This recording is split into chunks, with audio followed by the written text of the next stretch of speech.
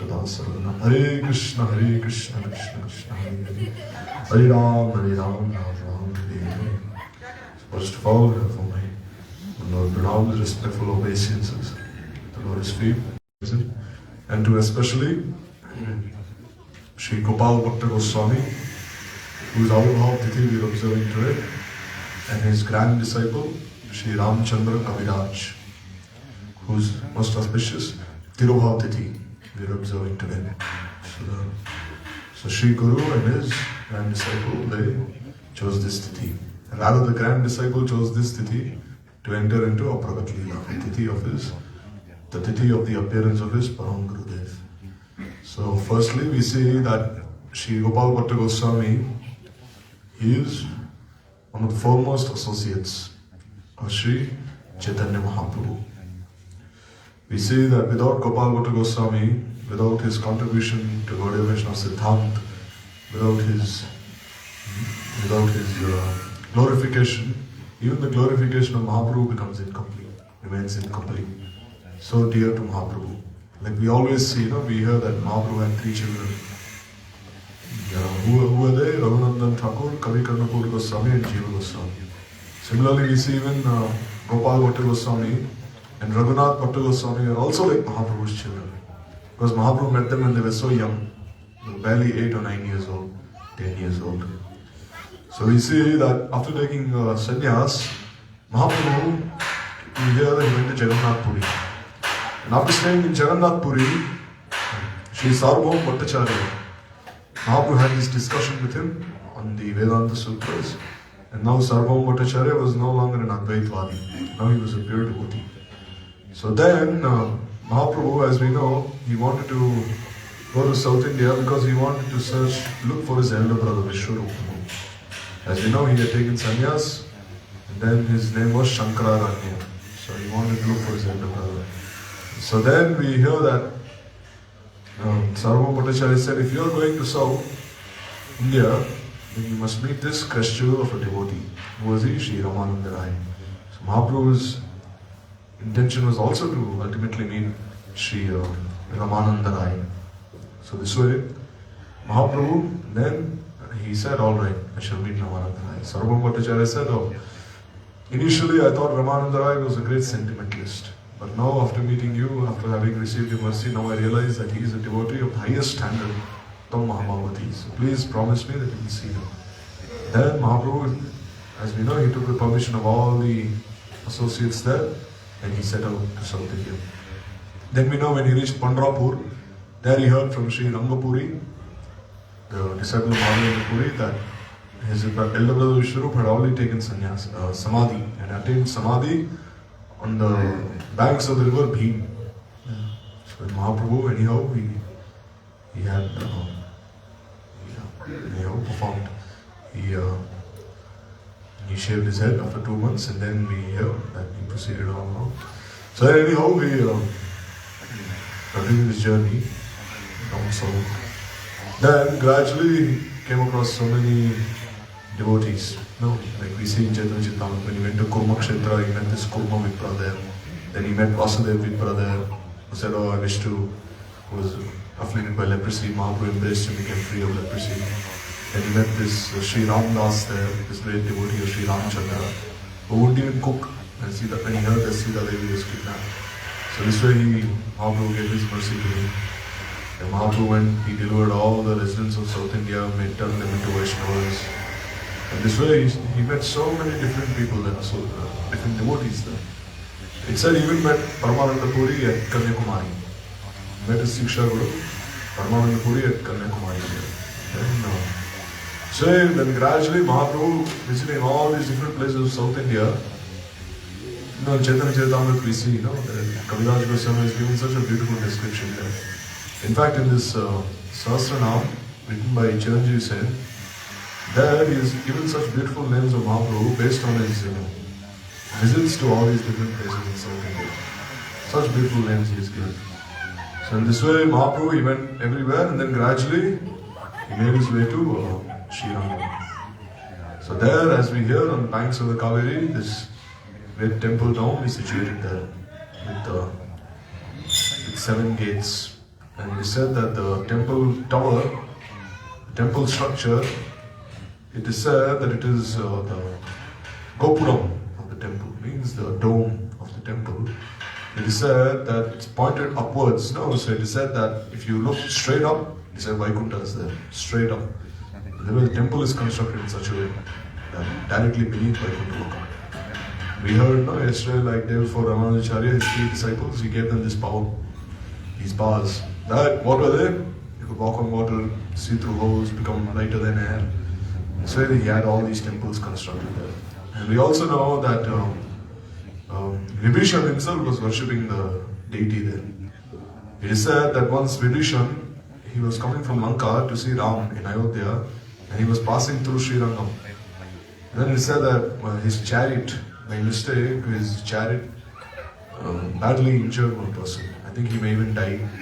So then all the villagers there, all the people there, they took Vibhishan off the chariot, they wanted to beat him. Vibhishan was a very powerful warrior himself, but he was very humble. So anyhow, he was ready to be beaten also. And then Ram himself appeared from Ayodhya. He said, he is my servant. So on my behalf, you please forgive him. Or else if you cannot forgive him, then rather beating him, you beat me, Ram said. Don't beat him, you beat me, he said. So then everyone's heart melted there. So then, Vibhishan, he had darshan of Sri Rangam there, Sri Ranganathji, and then every time he would come and worship him. This way, this temple has a very rich history. This temple, very rich history. This is called, in Andhra it's called the Bhog Mandap. Like Tirumala is called the Pushpa Mandap. In Kanchipuram is called Tyag Mandap. And Sri Rangam is called Bhog Mandap.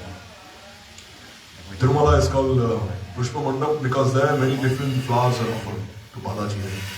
All these different flower gardens are made there. So that was called Pushpa Mandap. And Kanchipuram is called Tyag Mandap. Why? Because Varadaraj Swami, what would he do? Any devotee who would come to him, he would send him away. Like Ramanujacharya, he was in Kanchipuram, he sent him away to Sri Rangam. And then even Kanchipurna was there, he sent him away someplace else. That's why it's called Tyag Mandap. There, Bhagavan is ready to sacrifice his own devotees for the welfare of others. It's called Bhog Mandap, Sri Rangam. Because here, he served in such beautiful ways there. And here, Mahaprabhu, when he had darshan of Sri Ranganath, there we hear how he was overcome by all these ecstasies. So one may think, Mahaprabhu is always absorbed in Radha Bhav. He's only thinking about Krishna. So then why is he in this Vishnu form, this plenary portion of Krishna in Ranganath? Why is Mahaprabhu becoming absorbed in such bhav? Because we see that Mahaprabhu, even when he went to have darshan of G.N. Narsingha, Padakal Narsingha and all these places, there also he became absorbed in bhav. Why? Because we say that ultimately because he has the mood of Srimati Radhika is the root of all Lakshmis. So therefore the mood of Lakshmi is a part of Srimati Radhika's bhav. So therefore when Mahaprabhu observed this deity, he was also absorbed like this bhav of Lakshmi Devi. And we see also, in Dutch also, that Sheshai Vishnu, where Radhika, once she became Lakshmi and Krishna became Sheshai. Vishnu was lying on the bed of Sheshai, on the Shesh. Recently we heard that katha that during this Purnima we celebrated, Krishna Vishnu. Then we heard that Krishna, he would to become warm, he would go to these hot springs near the Sheshai Vishnu. There he'd have a bath every time. So here also in Braj he is worshipping that way. This time Mahaprabhu was absorbed in his bhav and he was singing the song melodiously that more than 10,000 Gandharvas, they could not match his voice. Then he tumbled to the ground in ecstasy. And then everyone was thinking, who is he? And then we hear that Venkat Bhatt, he was the father of Gopal Bhatta Goswami. Then he had Mahaprabhu taken to his house. And there we know that Mahaprabhu he was served so nicely by Venkat Bhatt and his brothers. Venkat Bhatt, Tirumal Bhatt and Pramodhananda Saraswati Thakur. Pramodhananda was his name before, and then this title Saraswati was given to him later by the scholars there. He was such a scholar, one of the greatest scholars the world had ever seen. So this way, we hear that when Mahaprabhu was taken there to Venkat Bhatta's house, then Mahaprabhu, as we know, Venkat Bhatt, what did he do? He started serving Mahaprabhu. And Rupa Goswami has defined such service, He said, no, dadati pratigranati guhyamakyati prachati bhumte bojayate chaiva sadvidam priti lakshanam. So here we see there's dadati pratigranati guhyamakyati prichati. So dadati pratigranati means what? Means dadati means to give, and pratigranati means to accept. And then guhyamakyati prichati. So here guhyam means confidential, and akyati means explain, prichati means to inquire. So here we see Venkatpati was also inquiring. He was also receiving Mahaprabhu's mercy. He was arranging everything for Mahaprabhu. He was inquiring about all these confidential matters. No, Nante Bojayate Chaiva Sarvidam Priti Lakshanam. And this way he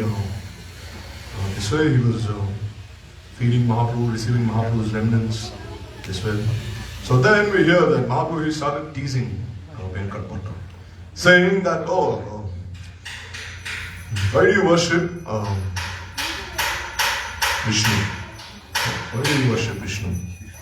Because we say that Lakshmi herself, she herself abandoned the worship of Vishnu to worship Krishna. No. Bhagavatam said, no.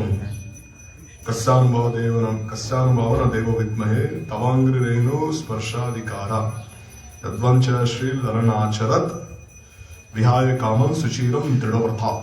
So there we see again, now Kasyanubhava Saradeva Vidmahe. They're saying that, what has this snake done in this Kaliya? So Nakoli sees. No, what has he done? Tavangri Renu Sparshadikara. That he has received this adhikar of having attained the dust of the lotus feet. That Yadvancha Shri Larana Achara. That even this Larana means this topmost of women. Lakshmi Devi herself worships. But still, Vihaya Kaman Suchiram Dridavrata. She has given up all desires and is for a long time. Suchiram means for a long time Dridavrata. She has taken up this Dridavrata, this unbroken vow to worship Krishna. No? Like we see in Belwan, Lakshmi Devi is always worshipping Krishna there. No? And we see Belwan is actually called Srijivan. Means it's the goddess Srimati Radhika herself. So in this way, what austerities has she performed? Has Kaliya performed? So then Venkatpati, as we know, he'd say, Vishnu is also Krishna. There's no difference. But then Mahaprabhu said no. By Taptagat Vichar, they are the same. But by Rasagat Vichar, does Vishnu have the four qualities that Krishna has? The Rup Madhurya, sweetness of his form, Leela Madhurya, sweetness of his pastimes, Prem Madhurya, and then this Venu Madhurya, sweetness of his flute playing. Does he have all these sweetnesses? He said no, then how can you say that they are one? So in this way, Mahaprabhu gradually started preaching to Venkatpati, and Venkatpati changed. So here you may say that, Murari Gupta did not change. Anupam Goswami, the father of Jiva Goswami, he did not change. So how did they change? So this is a Naravat Leela. Sometimes it is said that if your sanskars are not so strong, your previous sanskar, then your present sanskars can be changed. No. Like we hear, like Gurudev says, that actually one who is striving to attain this position of being a maidservant to Srimati Radhika is actually more fortunate than even Uddhav himself. Gurudev said. Why? Because Uddhav, his relationship with Krishna is fixed. He can never be a maidservant to Srimati Radhika. But as for the conditioned souls who are striving to be a maidservant to Srimati Radhika, we see that at any moment, if they perfect their sadhana, then they can become one. Their position is even greater than Uddhav also then. So in this way we see that in their own Naravat Leela, Venkatpati and his family members, in this way they were converted by Mahaprabhu. They were brought into the fold of the worship of Radha and Krishna. So this way we hear that Gopal Bhatta Goswami was also always serving Mahaprabhu there. No. He would take his cloth, when Mahaprabhu bathed in the Kaveri, then he would take Mahaprabhu's wet cloth back and bring his dry cloth, serve Mahaprabhu Mahaprasad, Mahaprabhu would give his remnants to him. And this way, even Gopal Bhatta Goswami had a dream before also. He had a dream of Mahaprabhu performing Sankirtan with all his associates in Navadvip. So he wanted to have darshan of that form also. No, because the form of Mahaprabhu as a sannyasi brings great pain to the devotees. So that was also realized by him later, when he had darshan with Radharamani. So in this way, Gopal Bhatta Goswami served Mahaprabhu. Mahaprabhu told him, alright, you look after your parents, and after they leave this body, you will leave home and you can join me there. So then we hear that Prabodhananda Saraswati Thakur initiated Gopal Bhatta Goswami. That is touched. the calm in the Srimati Radhika, you know, the waves of Srimati Radhika. Just by smelling that wave, Krishna falls unconscious. Sakava Sananchala Kevanata, Danyati Danya Pavane, Yovindra Durgama Buddha Madhusudanopi, Tasyavunosti, Shubhanubo Deshepi. To that direction, I'm offering pranams. So in this way, how exalted Gopal Bhatta Goswami is also. Have been initiated by such a great personality. So then, when he left home after his parents departed, then when he went to Vrindavan, here Maharaj had just left Jagannath. And then he was welcomed by Rupa and Sanatana Goswami. And this way, Rupa and Sanatana Goswami, they looked after him as though he was their own younger brother.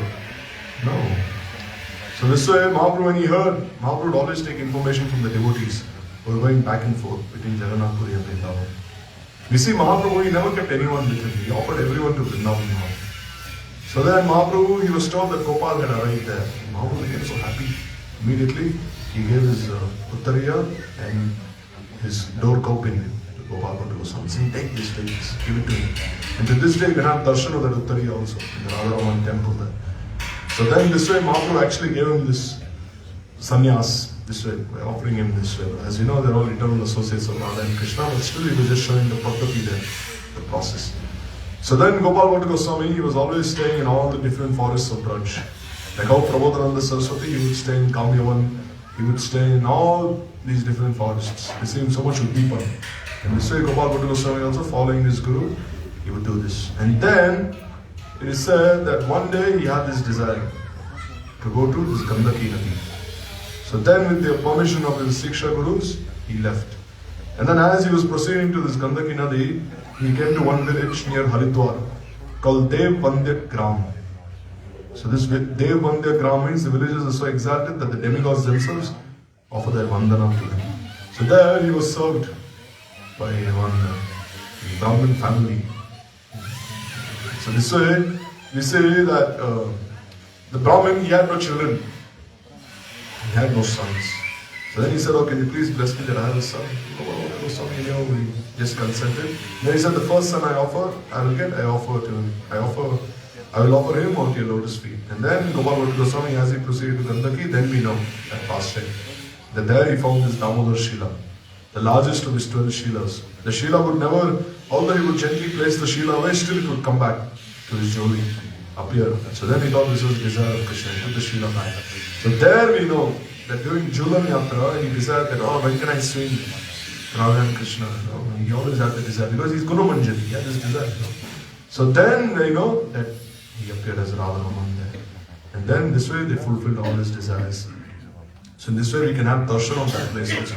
The place is so holy. Nidhuvan, Radha Raman, Gokulanam, Gopinath. So he was given a place there. Radha Raman means combined form Govind, Gopinath, Madan Mohan. His feet, if you are having the darshan of feet, you get the fruit of having darshan of Madan Mohan. His chest, Gopinath, his face, Govinda Dev. So in this way, to this day, his service is going on. And we say that he has written this Hari Bhakti Vilas and so many other books. Sanatana Goswami himself wrote, but he said, no, you should write your name there. Because since I was a Muslim, I cannot do that. No. Since I serve the Muslims, therefore people will not accept me. So humble. Like we see in the Bhagavad Patrika also, Gurudev, there are so many articles written by Satyapal Goyal and all the others, Kedarnath Patrai. And we say, actually Gurudev wrote those articles, but he published it under their names. They're so humble, they never took credit. So this way, Gopal Bhatta Goswami wrote a commentary on Krishna Karnamrit in Satkrisar Deepika, Sanskar Deepika, how even marriages should be performed, how one should enter this Brahmacharya, Vanaprastha, Sannyas, everything is mentioned. So this way is such a great Vaishnava. His Samadhi is present to this day when he is blessing everyone. And to this day, Sri Vaishnavas, they come and have darshan of his Samadhi. So many times you can see Sri Vaishnavas coming and having darshan, because he still has an influence over them. So since time is running short now, we see that today is also the disappearance day of Sri Ramchandra Kaviraj. So we see that he is called Karun Manjari in Golok Vrindavan. So he is the embodiment of Srimati Radhika's Karuna. Just as Gopal Bhatta Goswami is Guru Manjari, so also is Ananda Manjari in some cases. embodiment of Srimati Radhika's qualities. This way, Ramchandra Kaviraj, it is said, his maternal grandfather, Damodar Kaviraj, was a great scholar. So Damodar Kaviraj was such a great scholar, any scholar who would come to debate with him, he would immediately defeat him. So one scholar, he actually cursed him, that in your lineage you will never have male children. He cursed him. And he said, hey, how can you curse me in such a way, saying that I can never have sons? And he said, all right, you will not have any sons, but then you will have two most glorious grandsons, he said. And these grandsons will be like two jewels. So then Damodar Kaviraj, he moved to Sri Kanda, and he was actually a disciple of Narari Sarkar Thakur. And he had a daughter named Sunanda. And Sunanda was given in marriage to Chiranjeev Sen. And then, as you know, Chiranjeev Sen, he used to always stay in Sri Kanda also. We know how dear the Sri Kanda Vasis are to Mahaprabhu. Every year during the Rath Yatra, they would come meet Mahaprabhu, do Kirtan. And then Mahaprabhu loved them so much. Like we heard now that day, Narari Sarkar Thakur himself was the one who first started the worship of Govind Gopinath Madan Mohan. He was the one who established these deities, offering bhoga to Govind Gopinath Madan Mohan and everything. So this way, he was married to him. She was married to him, Sunanda. And then this way, Ramchandra Kaviraj, he was born. So, it is said from his very birth, he was a very good scholar and a doctor as well, a Vaidya. He would not only cure people of their spiritual, of their material illnesses, but he would also cure them of their Bhatta, their spiritual conditioned existence. So in this way, Ramchandra Kaviraj, actually it is said that he was influenced by his grandfather a little. So he was actually a Shakta for some period of his life, along with Govindadas Kaviraj. And then when he was given in marriage, he moved to Kumaranagar. So there we know that story, that Srinivas Acharya was sitting under a tree in Janjigram, and there he saw this procession of moving, Ramchandra Kaviraj and the others. And there we hear that when Ramchandra Kaviraj was passing there, Srinivas Acharya, he inquired, who is he? Then he said, oh, he's getting married. And he said, oh, he's getting married. What is he doing? He's taking the snake and he's putting it around his neck. The snake will bite him at any moment. He does not realize. So these words pierced Ramchandra Kaviraj's heart. Immediately he went and inquired from Srinivas Acharya, saying, what is the purpose of life? This. And then Srinivas Acharya initiated him. This is the purpose of life, right? To engage in Krishna Bhajan. So then we hear that this way he stayed with his Guru Maharaj in Janjigram, and then we hear in one Vishnupur also, one Srinivas Acharya entered into Samadhi. And he would not move his body for 3 days. So everyone became so scared, thinking what to do. And Ramchandra Kaviraj said, don't disturb my Guru Maharaj. I will sit right next to him, and then let me see what he is doing in Kalila. Immediately he entered into Samadhi as well. And there he saw that his Guru Maharaj was looking for a ring, for a nose ring that Srimati Radhika had lost. So Ramchandra Kaviraj also started looking, and he found this nose ring on a lotus flower beneath the water. Then immediately it was given to his spiritual master. It was then given to Rup Manjari, Vishaka, Lalita and Radharani. Srimati Radharani said, who gave this? Oh, new Sakhi has given. And she became so happy, she gave her remnants, her betel nut remnants to him, to her. And then when he opened his eyes, Ramchandra Kaviraj saw that these betel nut remnants were still present, this tambul was still present in his hand. And then Srinivas Acharya saw this, became so happy. And now really you're my disciple, he said, true disciple. And then he distributed those remnants to others as well. So then we see that his relationship with Narottam Thakur. Narottam Thakur is sung, Daya Karo Shri Acharya Prabhu Srinivasa Ramachandra Sangamange Narottama Dasa. Because we see that Srinivas Acharya was very elderly. So Narottam Thakur, he had so much respect for him. And Ramchandra Kaviraj, they were like Samsamaik, means of the same age. So they had so much sakyabhav towards each other. Now, when Krishna was in the ashram of Sandipani Muni, he had so much Gauravamai buddhi towards Baladev Prabhu. But, like Gurudev says, with Sudama, he was like a Langoti Dost. Langoti Dost means very intimate friends. So, this way, we see that when even Narottam Thakur was questioned by some people, saying, why is he initiating Brahmanas? Like we hear Ganganarayan Chakravarti was a Brahmin, and Jagannath Acharya was a Brahmin, but then Durga Devi herself told him to take initiation from Narottam Thakur. So many Brahmins were taking initiation. And then it said two very Digvijay Pandits called Rup Narayan and Nrsingananda, they tried challenging him. But then we know That Ramchandra Kaviraj, he stopped them by dressing up as an ordinary shopkeeper. He and Gangana and Chakravarti, they cut all their arguments and they made them run away. And eventually they even came to Keturi Gram and begged for forgiveness from Narottam Thakur. So he was always by Narottam Thakur's side, Ramchandra Kaviraj. So then we hear that his relationship with Govindadas Kaviraj. Now, Govindadas Kaviraj, just end with this now. We see that Govindadas Kaviraj, it is said that when his mother had him in her womb, she was experiencing so much pain. So then her father, Damodar Kaviraj, he made one Durga Yantra. And then he took that water from the Durga Yantra that had bathed the Yantra, and then he gave it to his daughter. And when she drank the water, Govindas Kaviraj was born. So therefore he was inclined to the worship of Durga Devi from his very birth. So then we hear that how he was always inclined, and then we hear that he was so absorbed in his worship that he could even speak to Durga Devi. Once he felt so ill, he was about to die, and Durga Devi said, "Oh, call your brother here." So first he wrote a letter to Ramchandra Kaviraj. Then Ramchandra Kaviraj, he did not reply because he did not want to leave his guru. And the second time again he wrote a letter, like saying, "I might die at any moment." Then Ramchandra Kaviraj, he went with Srinivas Acharya. Then Ramchandra Kaviraj said, "Why are you wasting your life this way? No, you should worship Krishna." And previously there were two ponds there called Joda Pukur. So Ramchandra Kaviraj, he saw many flowers there. So there in his mind he offered some flowers at the Lord's feet of Krishna. So then Govindadas Kaviraj, what did he do? He took some of those flowers and he offered them to Durga Devi. But then the next moment he saw Durga Devi was holding those flowers in her hands. And he said, "Oh mother, why are you holding these flowers in your hands?" And she said, "Your elder brother has already offered them at the Lotus feet of Krishna. How can you offer these same flowers at my feet? These flowers are worshipable to me now." And she was holding them in her hands. Then immediately realized that, oh, even Durga Devi is a devotee of Sri Krishna there. So this way he took, and then Srinivas Acharya placed his feet on his head. And then he delivered him. Then he was initiated. Now Srinivas Acharya was such a great devotee that when he would speak the Bhagavatam, Radha and Krishna themselves would come and listen. So this way Govindas Kaviraj, he wrote such beautiful kirtans that we all sing Jai Nanda Nandana Bajao Re Mana. Therefore they gave him this title Kaviraj. Ramchandra Kaviraj also wrote many books like Smaran Darpan and then Siddhanta Chandrika. And this way he wrote many books. Therefore he was also given this title Kaviraj. So in this way the glories of these two associates are so wonderful. And we see Ramchandra Kaviraj himself, when he came to Vrindavan, he had darshan of all the Goswamis, the deities, everyone blessed him.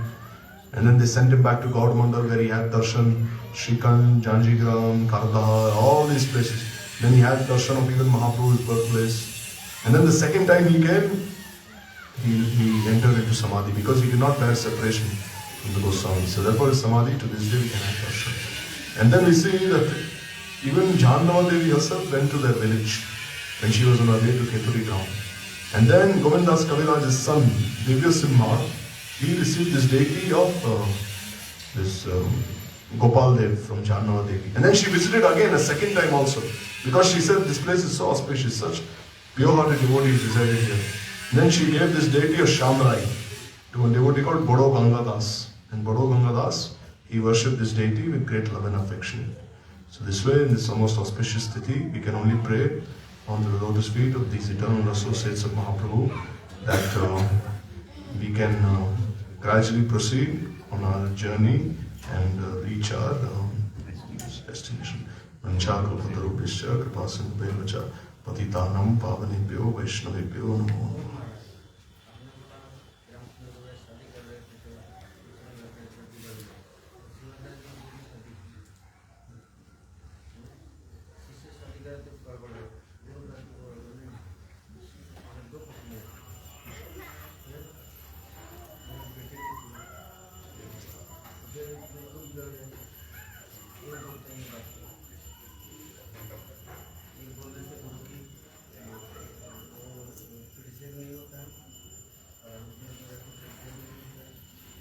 Ramchandra कविराज तो अपने धर्मपत्नी के साथ तो जीवन पर्यंत भजन किया, ऐसा नहीं कुछ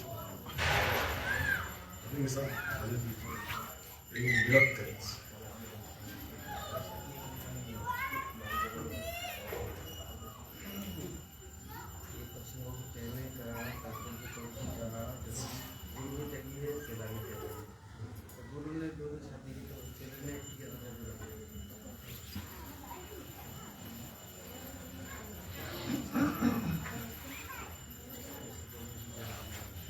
लेकिन श्रीनिवास सर को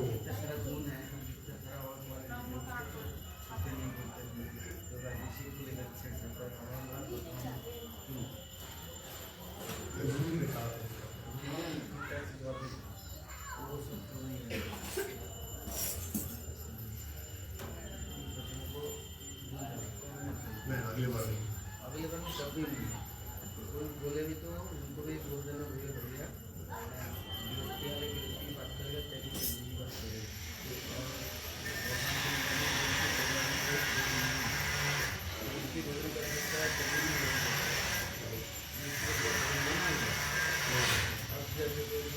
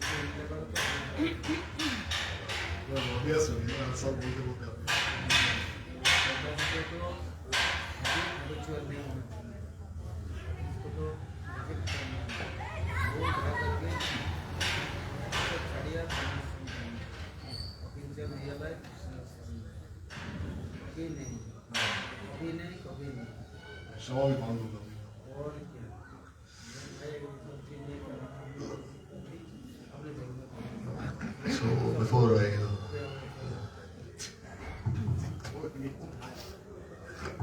वो अपना बात है, कुछ भी कहते हैं